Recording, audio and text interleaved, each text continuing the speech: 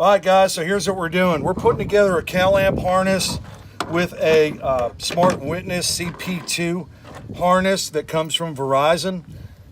And typically it comes with a whole bunch of stuff. Some of it you want, some of it you don't need. Typically, here's what I do. Here's my CalAmp harness. I've got it prepped up. It's ready to go. I've got a fuse tied around both fuses. I've cut my leads.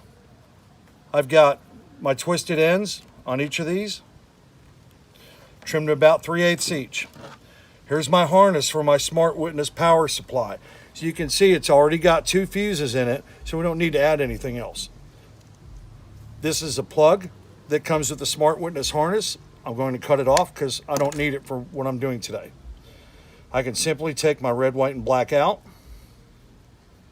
and strip these using an auto stripper. It's about 3/8 on each one. Give it a twist. Puts a nice end on it. And that's ready. We're using a black posi tap. We're going to push this all the way in until it doesn't go any further. There's no metal sticking out. Let's twist the end of it and crank it down. There's our hot wire ready to go. Next one.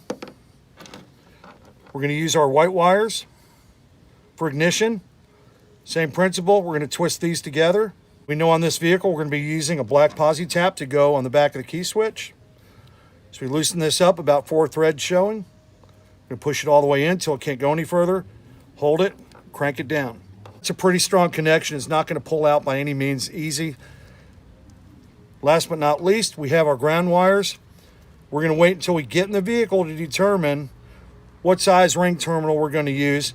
More likely, it's just going to be a standard red number 10 ring terminal. I'm going to twist these together and crimp a red ring terminal on the end, and using a self-tapping screw, go into any piece of metal that's painted inside of the vehicle for a good ground. When we're all finished with that, we're going to plug in our power supply. Only plugs in one way until it locks in. We're going to make sure the on and off switch is set to the on position. And that's it. Our harness is prepped. We'll take all of our extra wiring and cabling once we're inside of the vehicle and bundle it up nice and neat. Put a zip tie around it. We're going to make sure that this white label is facing the sky, not obstructed by metal or any foreign objects.